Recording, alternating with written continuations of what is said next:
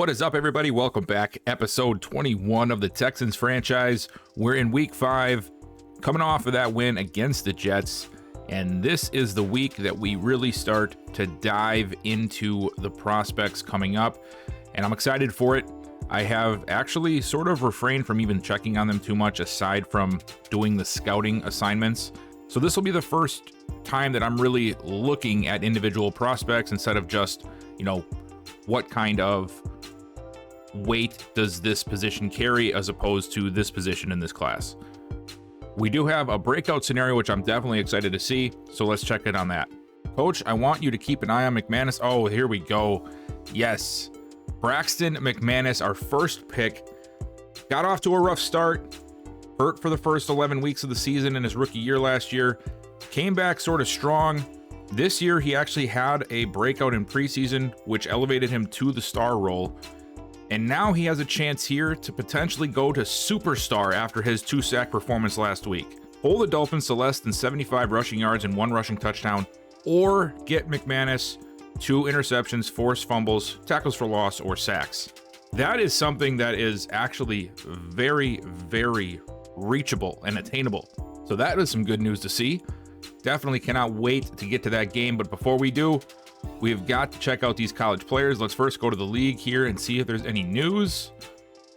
And we do have a few of them. Going back here to the first one, maturity concerns surrounding corner Alex Gregory continue to grow after a series of missed practices has resulted in his dismissal. QB1 alert. I think we get this one every year. I'm pretty sure that Dylan Gilbert had this scenario last year. Terrence Wright has been biding time, waiting to be the starting quarterback at Delaware, and his opportunity has finally come. I'm really hoping we start seeing some more personalized ones. Well, not personalized, but just a better mix, because right now we're seeing like the same exact ones every single year, which I guess is, you can only expect so much out of Madden. And it shouldn't be any surprise watching David Walker turn into a talented corner given his genes, with both of his parents former 400-meter hurdle stars. All right, here we go. And this year, we actually have some big uglies in the top 5 instead of a bunch of quarterbacks. So the first and top one, of course, is a quarterback. Usually always is the case. Brennan Hart. And then we have Lance Brackens, Terrence Meeks, Steve Shelley, and Thomas Kendrick rounding out the top 5. I think today what we'll do is I will briefly touch on the quarterbacks, considering we really don't need a quarterback, and then we'll focus on the halfbacks and receivers today, and then we'll move on to the tight ends and offensive line. Well, maybe we'll just do groups, so I can do like the skill positions today, do running backs, wide receivers, tight ends, and of course fullbacks, and then we'll get to the offensive line on the next video, defensive line in the video after that, linebackers, so on and so forth. You guys catch my drift. So, quarterbacks. A few first-round guys here. All right, so we have Brennan Hart, top quarterback, Thomas Kendrick following him up, one other first-round prospect in Jermaine Stanford out of UCLA, and then we have Terrence Wright, who was the man who just had the story, 5'10", 219, a very small quarterback. Interesting. Wonder if he's going to automatically be a scrambler because of that. And then once you get past Wright, it's just a bunch of day 3 guys, so nothing too special about this class of quarterbacks. No top-end talent, but a good chunk of players, it looks like here. So starting off on top, Justin Moore, Michael Harris, Anton Hyde, Johnny Kilroy, Thaddeus Linder, Keith Carter, Bryson Ogletree, Will Dunbar, Dom McDonald, Xavier Warner, Chance Clay, Ty Bass, Alfonso Adams, Taj Rudd, LaShawn Smith, Bart King, Kadeem Huff, Alexander Blaylock, Kasim Nixon, and then it goes into the undrafted guys. Quan Battle, that's a cool name. Then looking at the fullbacks, of course, there's nobody that's actually listed as a draftable, as always. Ooh, who's this guy? Tyrone McCain, 6 foot 228. Great elite speed. I wonder if this is a guy similar to what, oh crap, what was his name? Oh man, I had a fullback that I found in the Vikings franchise series that ended up being a running back. Like, he was a better running back than he was a fullback. Not that he couldn't play fullback, but he was much better fitted for a running back. I'll have to keep an eye on that. I love drafting really talented fullbacks in that regard, so I can add them to the actual game plan instead of just having them as blockers. And then we're on to the wide receivers, another position that we might not really be looking too much at. I said that last year, and then we ended up having to take Jordan Walker because I just can't pass up a first-round talented receiver at 6'5". I just can't do it. But we have Carl McIntosh at the top here, Rasheem Poe, Bryce Bush, Akeem Hargrave, Ezra Grant, Clyde Allen, James Tatum, Randy Cruz, Dakota Logan, Connor Tolbert, Jonathan Greer, Austin Knox, Harry Robinson, Darnell Huff, Dwayne Darden, Jeff Bailey, Daryl Adams, Raphael Waddle, Glenn Wilds, Antonio Lowe, and Sean Cummings, all listed here. Depending on what I decide to do with the receivers after the season, because I mentioned I don't foresee Brandon Cooks getting a new contract. To me, it just doesn't make much sense. So then once he would leave, we still are pretty stacked. It's going to come down to, do we see a lot more out of Poe and Walker this year? We know what we have in Slayton. And then can a guy like John Mechie or even Jason Dahl step up and actually start contributing in game? Because if that's the case, our receivers are set for quite some time. But if not, do we have to reconsider that, maybe move on from some people and bring in new faces? So this is definitely a work in progress still for us, but we'll see what comes about. And then at tight end, we have a few first-round prospects: Doug Lockhart, Dalton Anderson, and Kerry Sloan, and then it drops off all the way to the third, fourth round. So not many prospects here for tight ends. Luckily, we have quite a few good young ones. And this is the layout for our scouts. So I have the tier 3 scout, and it's not on running backs. I have it on offensive linemen, but I wanted to make sure we included the running backs because there was a decent amount of them in the class as a whole. And a lot of the times what I like to do is go at the strength of the class to get as much information as possible, because I could have forced my hand in some other areas, but then you learn something about like 2 players when you could have learned about 8 players. And I just don't like doing that. So offensive tackle is actually what I chose for our national scout, and running back is going to be the secondary expertise on that. Our two-tier scout is on the corners. The reason I want to the cornerbacks is I know that Stingley is going to be a beast. I know that. King can hold his own for now. But through my testing and in week 1 and preseason, what I noticed, Greedy Williams has not been playing very good for us. He played pretty good in the Jets game, but overall, I've actually, if there's anybody getting beat, it's always him. So I'm not sure if it's, just bad couple of weeks or what, but I got a little nervous there. So I have our tier 2 scout on the corners and with the safeties as well to see if we can unlock some potential top end talent at the corner position for us to maybe consider in the draft this year. And then for the central, I actually did safeties and wide receivers because, again, that was the strength in those areas. We have one for the D line. I think I did D tackle for this one. And then we have the last one is also cornerback because I wanted to double down on corners. So corners right now I think is the main priority. I don't know if we're going to be bringing King back after this year either. And then I'm not sure what Williams' situation is like. Is he going to be a guy we can count on to be our 1 or 2? Or do we need to bring in another guy and have Greedy Williams be more of a third option? So that's where my head's at right now with the draft. And of course, things could change, like always. It depends on how the draft goes, how the stories go, how our season goes, injuries. So many things can change. Trades. I'm sure we'll be doing some trades here in the next couple of weeks to maybe try and move on from some of these players that aren't going to come back. Because there are still a lot of young guys that are sort of buried because of some of the older talent that I really want to see more of before I make these kind of decisions for the team. So going back to this list, my idea here is if we do end up having a situation where we decide, because at the end of the day, I do feel like at some point, I don't know if it's this year, we are going to have to make a decision between Pierce and Sweet to really rely on 100% of the time. Right now, they're both really close to each other. Both of them are going to have contracts coming up. Pierce sooner than Sweet. And I haven't seen either of them pop off the screen. And I have been giving it time because, of course, there's so many other factors that play into it. But eventually, I'm going to have to make a decision on, are we bringing back this guy, or do we want to just scrap the whole idea and bring in somebody new? So maybe I spoke too soon before with saying we're completely set at running back. I'm still exploring that option. I don't know. Pierce is an amazing running back in real life. Unfortunately, I started this series before all that happened. And, I know some will say, well, you can just update the rosters. No, I can't. I can't update the rosters because I'm already 3 seasons in. I can't update the rosters. So the rosters are what the rosters are. And I got to work with what I got. And I got the lesser version of Dameon Pierce and what you guys are playing with him right now in Madden. And that's just, the cold hard truth.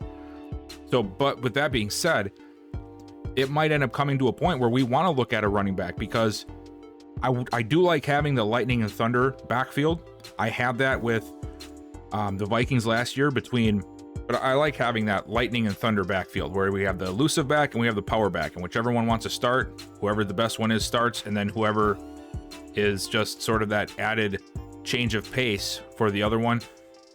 So running back could be something we look at later. I don't foresee us going early with that, especially considering even in Madden, the running backs will drop. But, just looking at right away, I guess let's dive into him a little bit then, just to get an initial idea. Justin Moore here. He's 5'10", 206, 22 years old, out of Georgia. Says he has decent to solid speed, so I'm not too much of a fan of that. And we really don't know much about him at all, except that he can't juke. So I don't think I'm a fan of that. We have Michael Harris next. Harris is 6 foot 208, 21. Definitely more my style of build for a running back. He's got solid to good speed, so a little bit better than the last guy.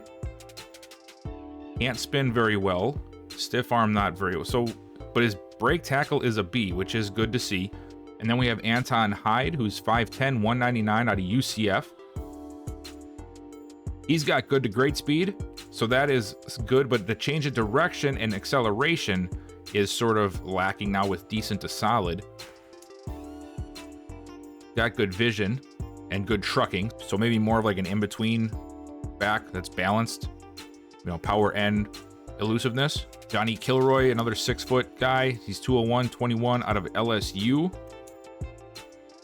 Good to great speed, great to elite change of direction, good to great agility, solid to good acceleration. So a little bit better in the speed and agility categories. C juke, so still not the best when it comes to the juking. B trucking, so again, maybe more of a guy that's listed more towards the power side than the elusive side, but with that weight, I have a feeling he's going to be elusive. So Thaddeus Linder, 5'10", 193, 22 out of Purdue. Really don't see anything jumping off the page for him. And then I also see his carrying as a D and his injury as an F. So right there, I'm really not too big of a fan of his. Bryson Ogletree is another guy. He's a little bit too light for what I would like to draft, but I will take a look at him anyway. 5'8", 190, 22. Decent solid across the board for most of that except acceleration.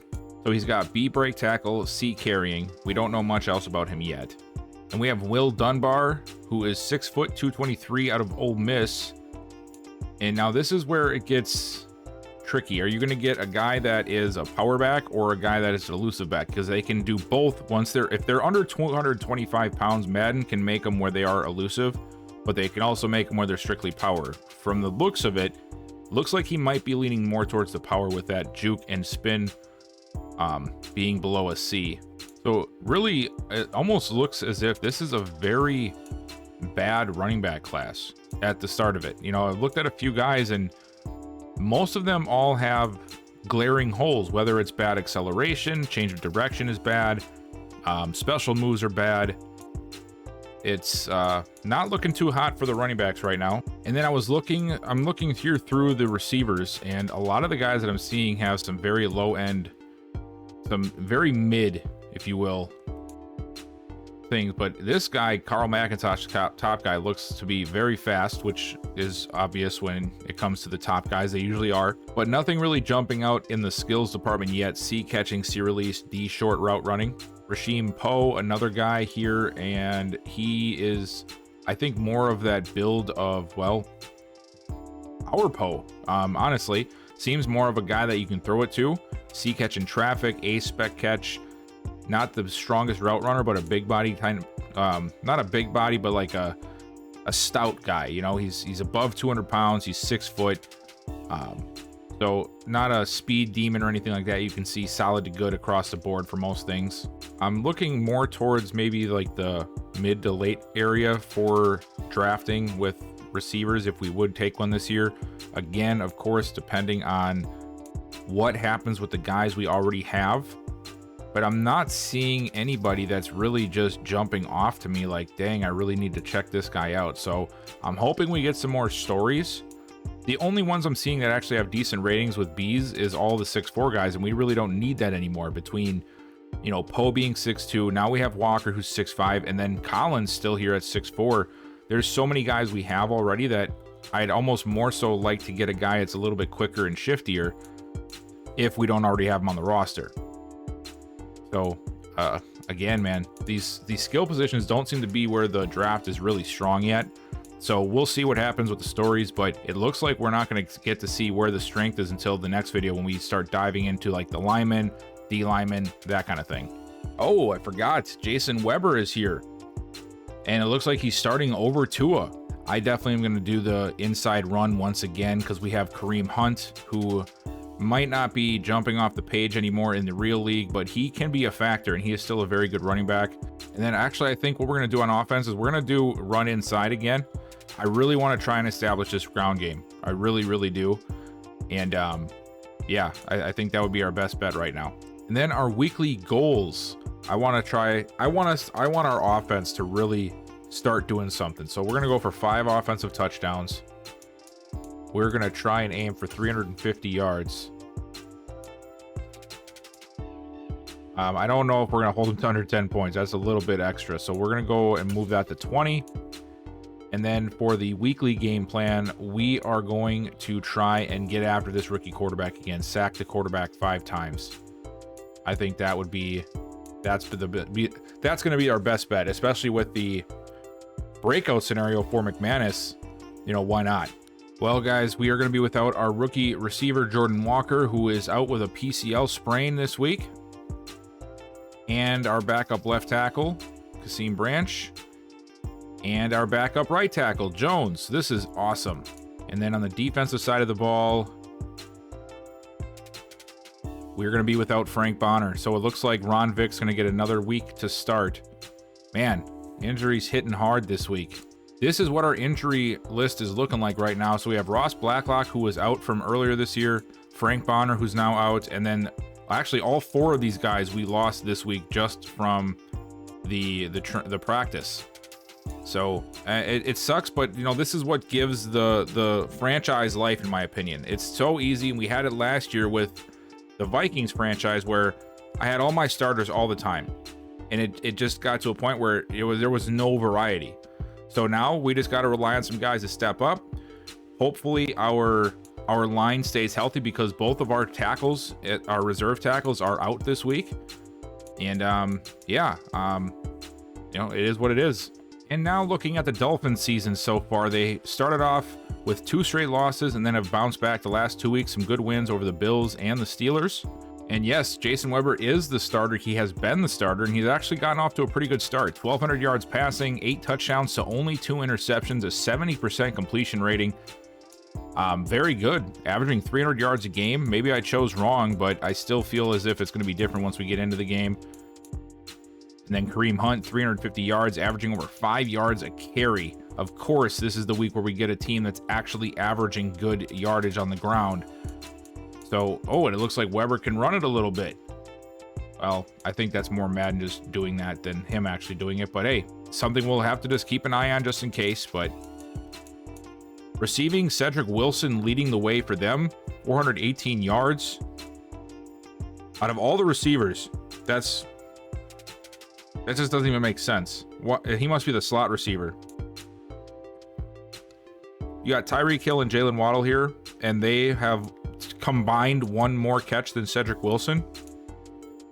And then even Eric Ebron. So the entire offense is going to the slot receiver and the tight end. How nice is that? They must love being top receivers. And then defensively, let's see. Christian Wilkins is here, Emmanuel Ogbah, Ryan Cohen. No forced fumbles yet, though. And no interceptions. So no turnovers yet for the Dolphins defense whatsoever. And then taking a look at where we stand so far in the season. So Dylan Gilbert, 990 yards, 4 touchdowns to 2 interceptions. Rushing, he's leading us in rushing, which is such a bad thing to see. He's got 4 touchdowns on the ground. So altogether, he's got 8 touchdowns on the season. Sweet is actually having a good average year, 4.5 yards a carry. Pierce, not so much. So, you know, and then this is what I was talking about. Devontae Davison, he got this in one game. I had him in for a few reps, or like for a drive or two, and he was just making things work. He was finding lanes. He was doing some good stuff. And that's why I mentioned that I was actually really impressed with him a little bit on the last video. Receiving, it's been Darius Slayton by far, 16 catches, 295 and a touchdown. Brandon Cooks has a $190 and 2 touchdowns. Collins in third with 130. And then Leo Walsh. Poe's numbers will get up there because I have him as one of our starters now. So that will be something we'll see more of. Defensively, Jonathan Grenard is killing it so far. 10 tackles for loss. Braxton McManus with 8 of his own. And then they are also leading the way for us in the sack department, 5 for Grenard and McManus with 4. We have almost all of our interceptions done from that one game. Except for, I think Greenlaw got one in one of the other test games. I can't remember exactly. Or no, that was in week 1. So haven't had many turnovers other than like 1 or 2 games. And then last game, we know that there was quite a few fumbles and we only recovered 3 of them. But yeah, team has been hitting hard so far. Bonner with 2, White with 1, Stingley, Grenard, McManus, and Cox all having a forced fumble. But again, we only recovered 3 of them. But at least we are making plays on the defensive side of the ball. That's what I like to see. Wow. Okay, so I just went to the transaction log and there was a lot done around the league this week, and I'm just going to recap them all. So this down here at the bottom at Jalen Mullins, that is the first one from week 5. And then it looks like just some adjustments made by some of these teams. Browns released Steven Sears for Cullen Gillespie. I know I butchered that name. So we're going to scroll past these, and I want to get to the signings. Oh, here we go. And look at that. The Bears re-signing Justin Fields, 4 years, $40.2 million. Very surprised to see them offer him such a long contract, considering he hasn't really made much movement in terms of rating and progressing since this series started. And then the Bengals were able to re-sign La'el Collins to a 2-year, $30 million contract. Big contract. Caleb Farley gets re-signed. Pat Freiermuth getting re-signed. Just looking here. Mac Jones, 5 years, $135 million for New England. Their quarterback is set for quite some time. Same with Matthew Judon, 2 years, $33.9 million. Packers also re-signing Eric Stokes. Lions re-signing Amon-Ra St. Brown. Jaguars getting that guy. Kyle Pitts signs a new contract worth $53 million. Josh Sweat re-signing with the Eagles. Eric McCoy re-signing with the Dolphins. Dak Prescott, 3 years, $116 million. Wow. Cowboys are going to have to let some people go, I think. DeMarcus Lawrence, 2 years, $37 million. Dang. Stephon Gilmore re-signs with Indy for a 12-year deal. And then the Chargers, with the final one of relevance, Rashawn Slater, the left tackle, re-signing a 3-year deal worth $55.5 million. And that is all of the league news. No trades have happened yet. I'm hoping we start seeing more of those because I haven't seen much of any of them at all. Yet another home game for us. This time it's Thursday Night Football. We got the Color Rush uniforms on. The Dolphins Color Rush is actually a throwback, which I did not know this year. But we also got ours on, and it's not the red. We are going back to the blue. Can't forget about the blue. But I'm excited, guys. McManus has a chance to become a superstar development player for us today. And if that is the case, that completely changes my thoughts on McManus. Of course, we got a lot of work ahead of us, trying to shut down Kareem Hunt, trying to keep these receivers in check while they haven't been used, are still a major player in this game for the Dolphins. And the rookie quarterback Weber, who's actually playing at a pretty good level right now. Will that translate to playing? Of course, we have yet to be seen, but our defense has been playing sort of well, at least forcing turnovers this season. And last week's game was sort of not a bad performance, but it was actually one of the worst performances I've seen since I made the adjustments that I made. Of course, we're not going to talk about week 1 anymore, but it should be a good matchup for us today. First look at the rookie quarterback. We're going to start off on defense today, as we're going to come out in shotgun.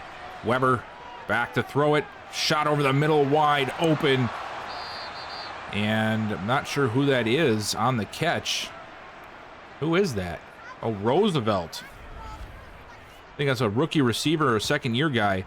Have not familiarized myself too much with the Dolphins yet. Really should have done that before we got into this game, but too late. 1st and 10 for Miami, out to the 35. And they're going to go right back to the air. Weber, another shot over the middle, and that one is a beautiful pass.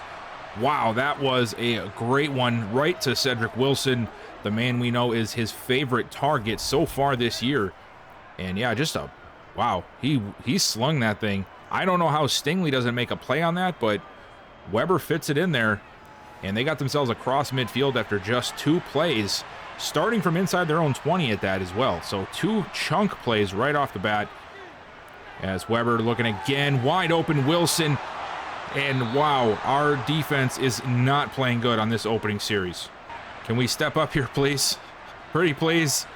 Nope, we can't. What happened to our defense on that drive?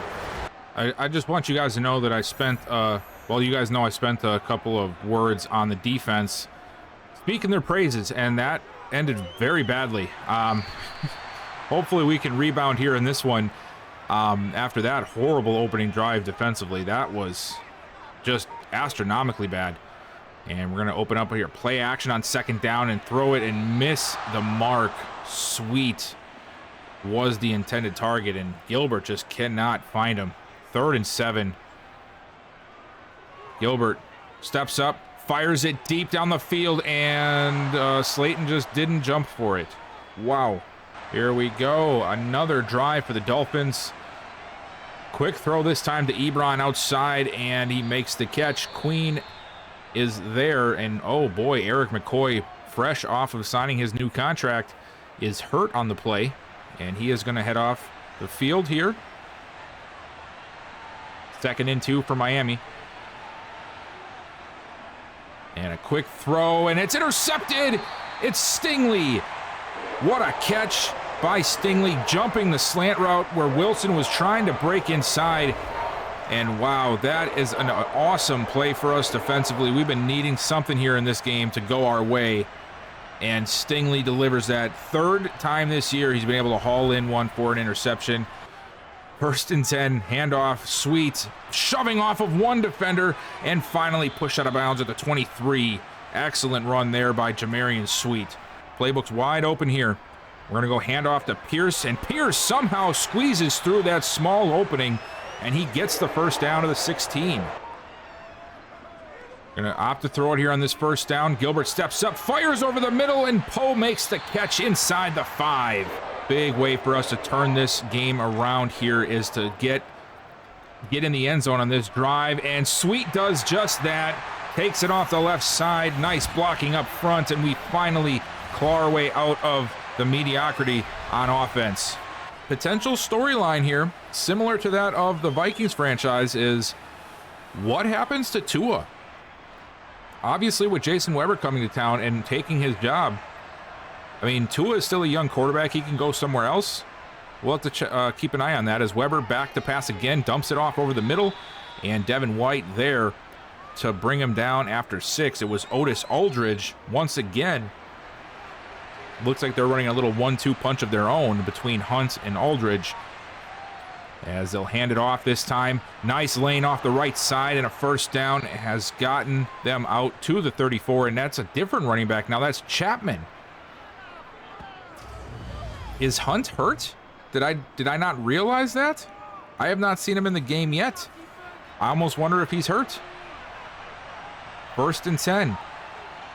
Another handoff to Chapman, and he gets stood up at the line. Excellent job there again by the defensive front. Third time's a charm?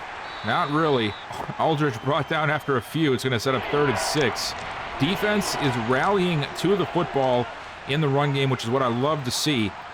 But this time they're going to have to throw it. McManus breaks free, but he stumbles, and he's able to get rid of it. And Aldridge gets another first down, pulling a little bit of a page out of our own book from last week, using this little dink and dunk approach over the middle. Hopefully we can get a play here. I'd love for us to get some pressure here. 1st and 10. Weber back. Another over the middle throw to Waddle, and he'll be brought down short. That middle of the field just sitting wide open. Play action. Weber, another dump down to the running back. I can almost see why Waddle and Tyreek Hill have literally no stats this year. Weber just does nothing but check it down to the running back. Another handoff, Chapman, and somehow, where was Greenlaw going? What was that pursuit angle? So Greenlaw here doesn't decide to cut him off. Watch him. And instead just backs up. He could have had him stopped after 3 yards. Greenlaw not usually one to be on the bad side of those kind of plays. And Miami hands it off to, Aldridge, who sneaks through and gets down inside the 15. Another nice run, and so far, our chances of holding them to under 75 yards are getting slimmer and slimmer as this game wears on. 1st and 10, another handoff right up the middle, and he still finds a way to get 6. We got a bunch of nobody running backs just destroying us on the D-line right now. I'm not a fan of it at all. Throw it out short to the running back again, and he's brought down short. Got a bunch set to the left. Weber takes a quick drop. Backing up, has to throw it away. McManus almost gets there. All right, back on offense, down by 3. Definitely need to keep the pedal to the metal here as we're going to give it to Pierce, as Pierce pushing his way out across the 35. We're going to have to throw. Quick throw at that to Sweet, and he steps out of bounds after 5. Another handoff to Pierce. Oh, beautiful job, and we're going to get called for a hold. Man, that sucks, man. That was a great looking run, too. Pierce did a good job finding the lane, and Jenkins ends up holding, defeats the entire purpose. Now Gilbert runs into a sack, of course. All right, well, now it's 3rd and 19, and we need a pretty big chunk play here from Gilbert. Let's see what he's got, and he dumps it down. That's what we needed. All right, so let's check this play out here. So we have a bunch to the right. We have Slayton all alone to the left. Let's see. First off, what kind of play is called here? So obviously, it's a deep route progression. We have Walsh open over there, but of course, that's way too short for a first. This guy is covered. I see that. We have... Okay, so yep, right here. Look at this area that Cooks has right here. Now, if Gilbert holds on to this ball for a fraction of a second longer, he has a first down right here. Look at that. He winds up right here. This is where he's winding up. So, like 2 steps more, and this is wide open. This is what we need. We've got to get to the point where our quarterback is looking for the proper depth of the play, because this should have been a first down. There's no reason to throw it to... I understand that Pierce is the most open player on this team. I completely understand that right now. But we've got a first down right here. Now, does he make the first down? I don't know. Knowing Madden, he probably runs out of bounds right here, short of the first. But the fact remains is Cooks is open. And this, now I'm thinking about it, this is a wide receiver corner, or this is a corner route, a corner concept. And this actually has Cooks as the red route. I know what this play is because I remember finding it and wanting it in this book. It's a clear out route over the top, and then the inside receiver does the corner route to clear out that space. And that's exactly what happens. Poe carries the outside defender deep, and it leaves this area wide open. It was a big reason why I put it on 3rd and long, because it created space. So not only did Gilbert go away from the actual read, but he opted for one that had absolutely no business catching the ball in this scenario, given the yardage we need. Neither offense really doing much so far in this game. And, oh, as I say that, we get another pick. Devin White with his 2nd of the year. Weber just threw it right to him. White didn't even have to move. So the last time we were able to get a turnover, we were able to capitalize. Can we do it on this one here as we give it to Sweet up the middle for a gain of 4? Gilbert has looked very, very skittish and undecisive in this game so far, as now he's under pressure again. Oh, man. I just hope we can do something here. Gilbert airs it out, and he throws an interception. I don't even know where he was throwing that, to be honest with you guys. That's... Sheesh, that was a bad look. I like trying to decipher what's happening on a play here so I can understand what he was looking at. So he has... Oh. Wow. So this honestly could be classified as a bad decision by a quarterback, but when you actually look into it more, it's just a horrible issue with the game.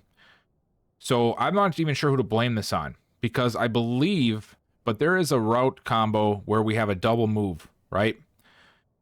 And it looks as if that's what Poe is running, is a double route move. So he's running that sort of like a shake and bake route, where he's going to come up, he's going to run, he's going to sell the post, and then he's going to cut up back outside of the corner. Call it, I don't know if you want to call it a flag route or you want to call it whatever you guys want to call it. That's what it is. And it looks like Gilbert throws this to him as if he's running a post. Now, if he's running a post, he's got the inside release. He could make the catch. But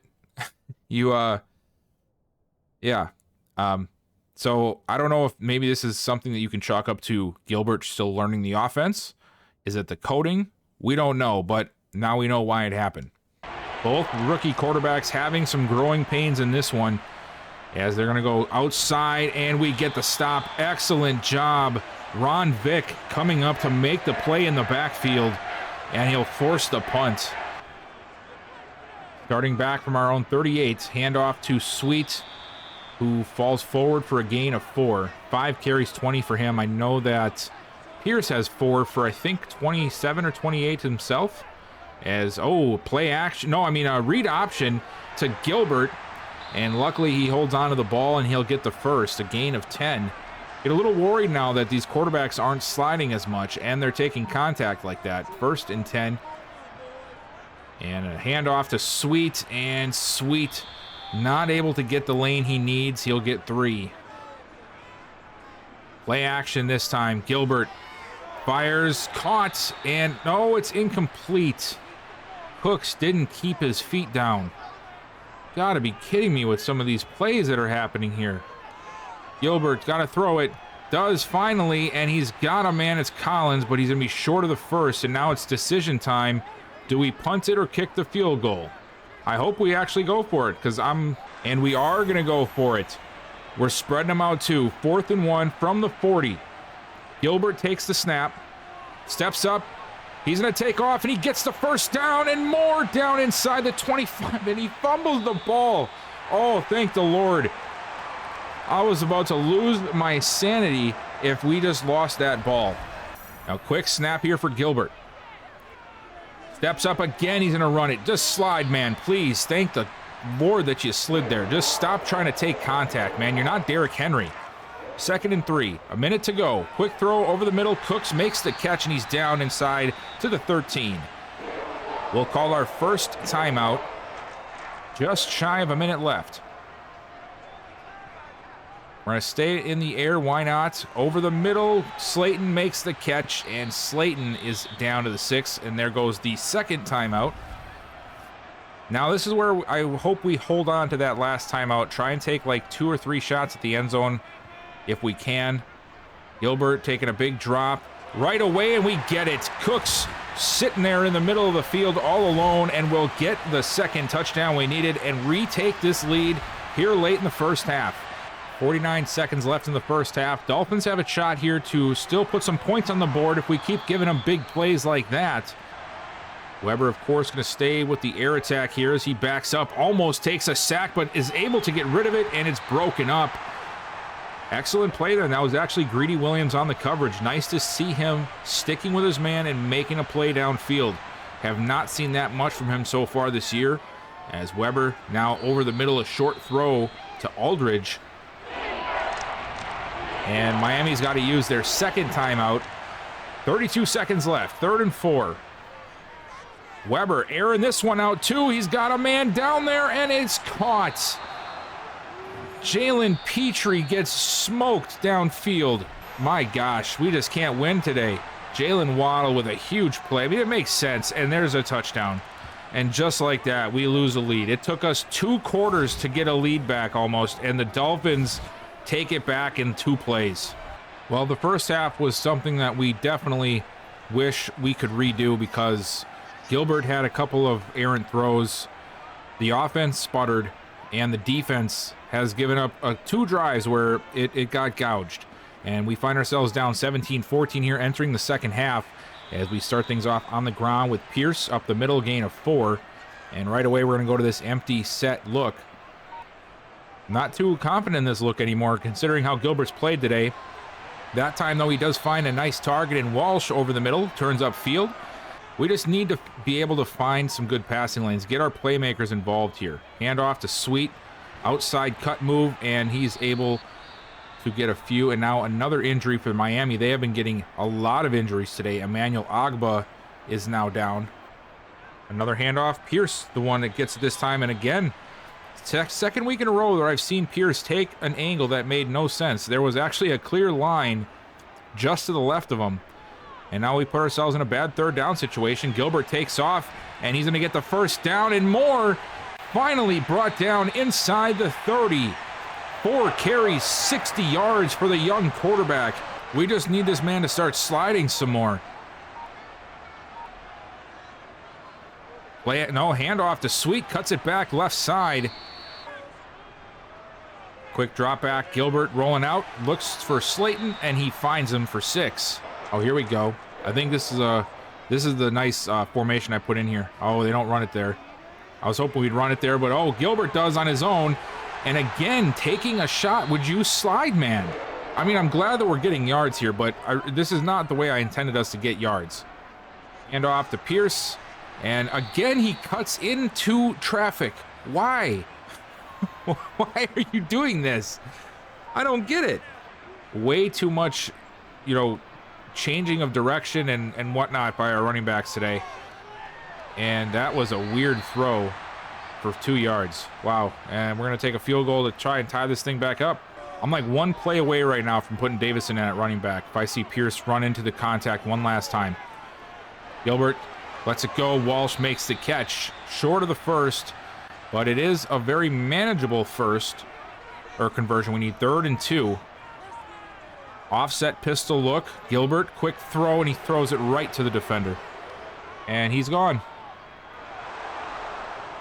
I don't know what has gotten into Gilbert today. And it's Javon Holland, the man off of that big contract from last video. Showing why he earned it. I mean, you just can't throw that. An in-breaking route with a safety staring you right in the eyes. Just waiting for you to throw it. That's going to end in a touchdown for the other team every single time. And now down by 10, we're back out on offense, starting from their own 25-yard line. Gilbert steps back to throw, throws it short, and it's caught by Poe and pushed out of bounds. Empty backfield here. Throw it over the middle, and that time you complete it. Good job. See, that play can work when you don't have a safety staring at you. All right. Blitz coming. We pick it up. Another throw and another catch. It's Slayton once again. Slayton has made some plays for us throughout this game. It's been overshadowed by our lack of production and whatnot, but almost every big throw Gilbert has made has gone to Slayton so far. Walsh is another one that's come through a little clutch. Not the biggest catches today, but definitely helping us out, as you see there, making the catch on the out route, turning it upfield. But we really, really need something big here. Gilbert under pressure. He's going to got to get out of there. He does. Oh, he breaks free. Almost gets... It looked like he almost had a face mask there, but he ends up falling forward, getting the first down. And, you know, as much as I want to fault Gilbert for some of the stuff he's doing, he's still keeping us in this game in other ways. So it's very tough. But, okay, throw over the middle to Collins. And he's down to the 21. And, yeah, we just need to have him push the ball down the field more. I don't know if this is a lack of separation situation with our receivers or if it's a lack of confidence. Oh, there's a nice play to Collins. And he'll get it down to the 6.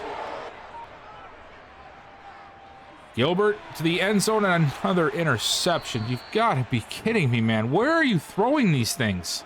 And we find ourselves back here trying to figure out what the hell Gilbert's thinking. So takes a snap here. Oh, so this must have been one of them awesome plays that is in here. Okay. This is my biggest issue with Madden's playbook system, okay? Do you see where this ball is?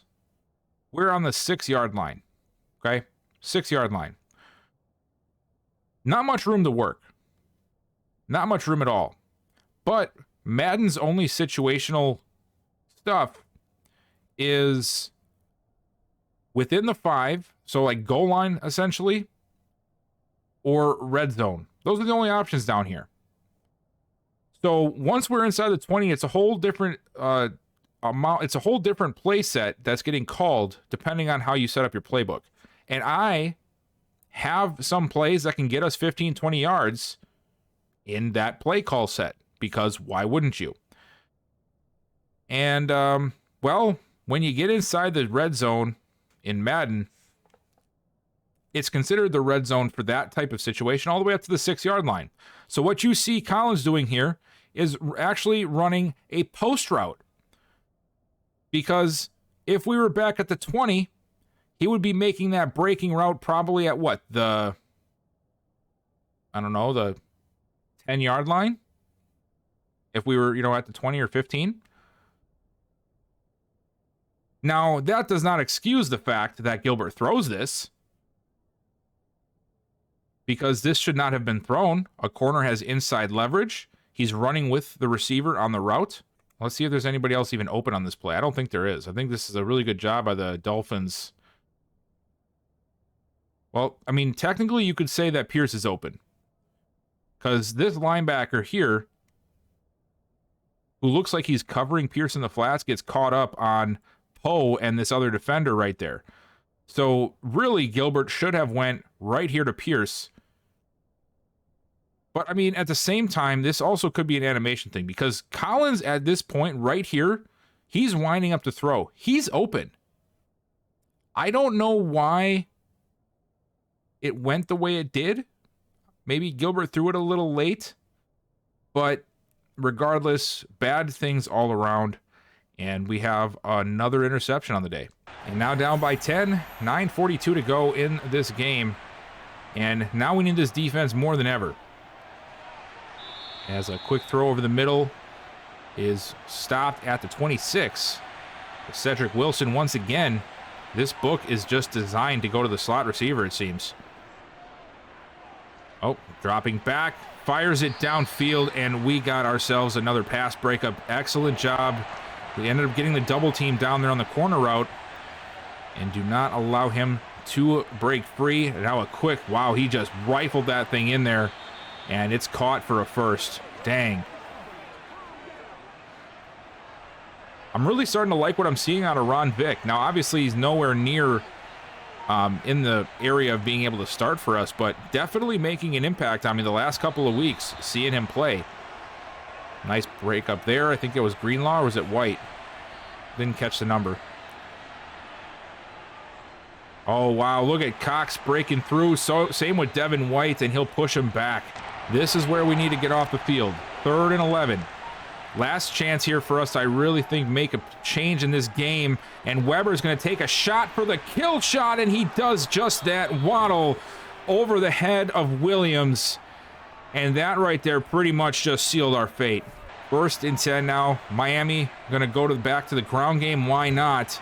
Aldridge off the right side, brought down after a short gain. 10 carries, 44 yards for him.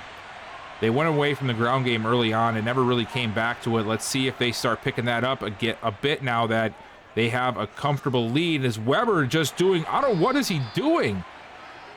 Well, at least it's not just our quarterback making dumb decisions.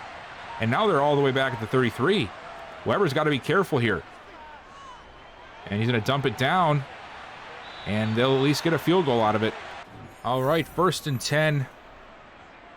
Davison checks into the game here at running back. I put him in myself. Gilbert looking outside, finds Cooks, and Cooks gets it out to the 39. I just want to see what Davison's got. I don't know if we'll even get a chance to see him because we're down by, 13 points, but whatever, he's in the game. Gilbert, somehow gets away from the defensive end. I don't know how. And he's going to get brought down at the 40. 120 yards rushing on the day for Gilbert. But it's safe to say that having a quarterback that can run for over 100 yards does not equal success. It's been the exact opposite today. It's really been the only form of success, but what has been the cost of that success for the overall health of the offense? And that's something I got to maybe look into a little bit more. Maybe I have to change up some of the plays that I have in this book. Quick throw over the middle to Cooks. They try to keep him up to get that ball out of there. Luckily, he's able to fall down and not give up anything. 3rd and 2. Sweet in motion.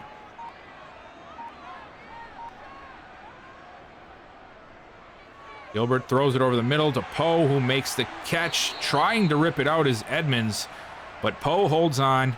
So we had about 12 seconds, and we ran a motion play, which killed the entire clock, and we missed a chance to get one more play off over the 2-minute warning. Huge loss there.